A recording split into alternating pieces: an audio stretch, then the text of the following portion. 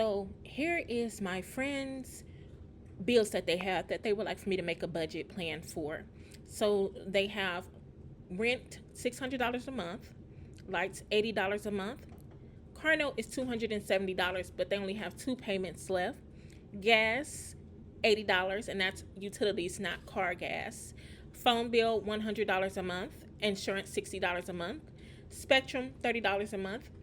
And these next three are pre-tax items: pension, health insurance, and bus pass. So we don't really have to concern ourselves too much with those because we don't see those. Then we have parking. He pays $80 for it. And then we have our subscriptions, which is HBO Max, $18 a month, Apple One, $40 a month, PBS, $5 a month, monthly household items. So in that household items, we're going to include some groceries, deodorant, tissue, things like that, $200. Fuel in his car, $100 a month. And I forgot I had that there. So we're going to say that's miscellaneous, $200 a month. And then we have credit card debt, in which he has $4,500 at Goldman Sachs, $3,000 at Capital One, $1,400 at Nordstrom, $400 at Firestone. He also has a trip coming up that he would like to save $1,400 for, and he also wants to obtain a purchase for $1,400 as well. And he also wants to get his project management certification soon, which is about $620. And just so that we are clear, he says the trip might be around March or April of next year. The purchase for $1,400, he said he wants to do that in about a month and a half, and also the certification in a month and a half as well. So those are some things we need to make sure that we account for when we're putting together a budget plan for him. So I used Google Excel to go ahead and create this budget plan because I wanted to show him by sharing this, being able to share it with him just in case he didn't have Microsoft Excel. I feel like this was a very easy way to do it. So this budget plan that we're looking at is all of his wants in one. So as we mentioned, we have lights, we have rent, which is $600 a month. So I said we can break that up into $300 bi-weekly. The next two are utilities, $80 a piece. We can break those up into $40. Car payment, $270. So what I said was, let's go ahead and snowball that. Let's go ahead, pay those off in two checks, and then that way, after this month, you'll be able to allocate that $270 elsewhere. Car fuel, $100 a month. Let's do $50 bi-weekly. Phone bill, $50 bi-weekly. So as you can see, all of these are bi-weekly. Then when we go down to where he wants to pay his certification, I said, let's go ahead and do that in 3 paychecks. 3 paychecks is a month and a half, in which then you will be able to pay that off as you would like to do. The trip that he wants to do next year, $54 bi-weekly for 12 months. You'll be able to do $1,400 goal. You'll be able to meet your $1,400 goal. This was before he told me, April, March for that. And then the purchase that he wants for $1,400, he would need to set aside $467 bi-weekly for 3 paychecks, and then he'll be able to get that purchase. Debt repayment. So I put, depending on if you want to snowball, you can take this amount and build it and apply one lump sum to one of your credit cards. Remember, he does have a $400 credit card, so I figured let's go ahead and knock that out the way. Not so much as, sorry, I don't mean to say snowball. You know how snowballing is. You apply the amount to a few different ones. But I want us to basically tackle, the smallest one or the one that may have the most interest. And then savings, he does want to start saving. So $100 bi-weekly. He also wants a $500 a month clothing allowance, so $250 bi-weekly. So putting this together was just to show him that some of his expectations may be a little bit off there. Oh, I didn't notice that I did that. Okay, so I wanted to show him that all of these things that you want, is, with your monthly income being $3,600, bi-weekly you're looking at $2,256. You'll need an extra $426 in order for us to adhere to all of the things that you want to do. So we need to be more mindful and more realistic. So this is the budget plan that I revamped so that we can try to get some of his needs met here. So of course, everything in yellow is going to be the necessary items. So we're going to go ahead and knock out that car payment because he only has 2 left. So this is for the month of September.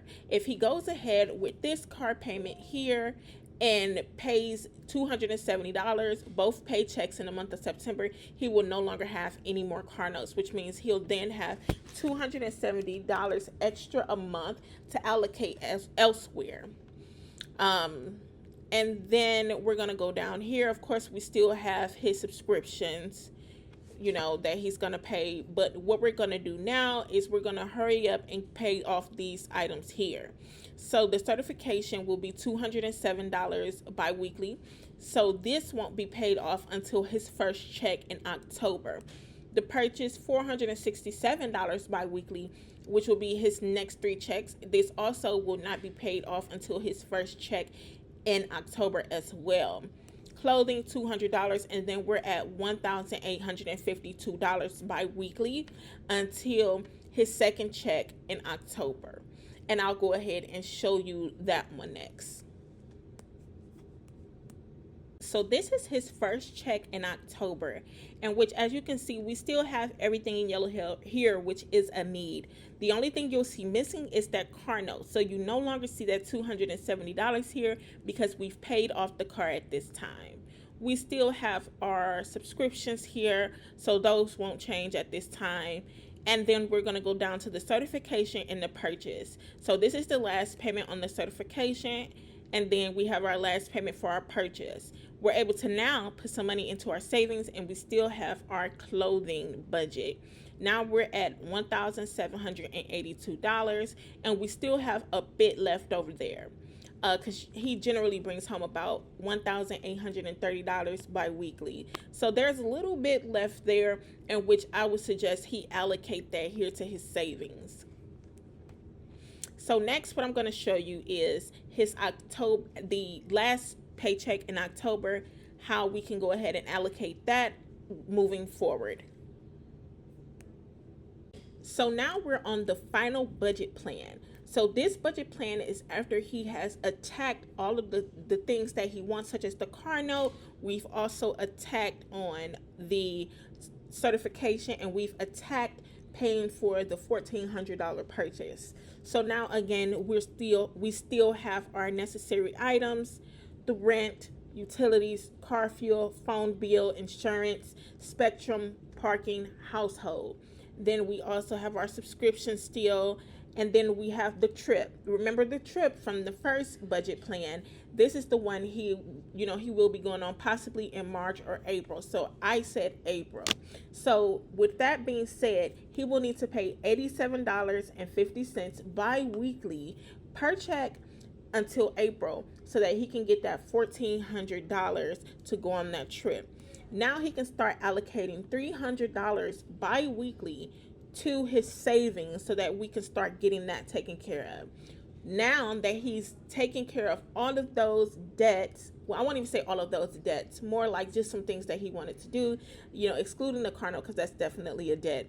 Now we can start knocking out some more of those credit card debts. Now we're going to do $300 bi-weekly until he pays off all of those credit cards, which come up to about $9,000. And then we still have a little bit of room to go ahead and add to the clothing. So again, he wants that clothing budget. So basically what this budget plan does is it allows him to take care of his responsibilities. He's still paying on some debt, but it still allows him to take care of some wants here. So at $1,795.50, this is what he will be spending bi-weekly with his October 25th check and going onwards. So if I was to suggest, I would definitely say let's move down the clothing budget and probably allocate more to our credit card so that we can hurry up and get those taken care of. However, he's really adamant about on having a clothing budget, and I'm not mad at it, because it's not fun to continually pay bills and not have anything that you want. So again, we're left with $1,795.50. Again, he generally brings home about $1,830. So with that being said, the remaining amount, I would definitely advise him to add here onto the credit card debt so we can get more of that taken care of, or add more onto the cost of the trip, because the quicker that he pays this debt off, the quicker he can go ahead and add more here and also get this credit card debt taken care of. If this were you, how would you budget this? What would you want to tackle first? Would you want to tackle your certification, your trip, or would you go ahead and tackle your credit card or your savings? Let me know in the comments.